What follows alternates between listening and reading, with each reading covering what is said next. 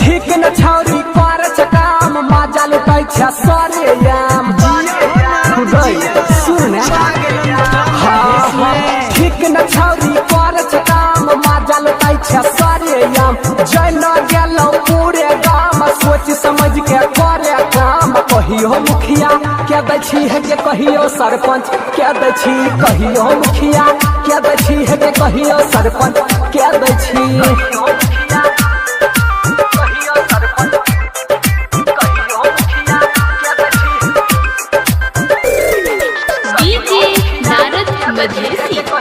जिला धनसा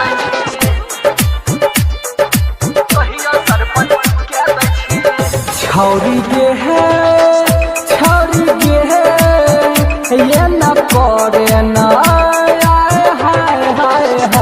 हो ही जैतौ तोहर बदनामी सुने छौरी गे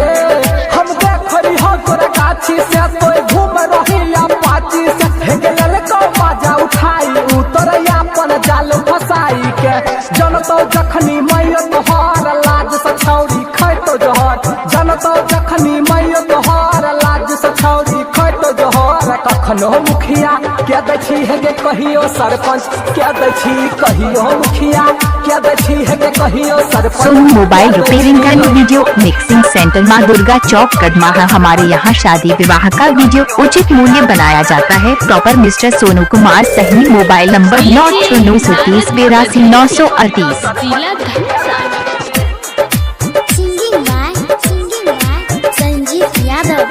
सुन गे है हम मिलल छोड़ दही हाय मुखिया रहतौ नफा तोही रहबे घाटा छौरी गे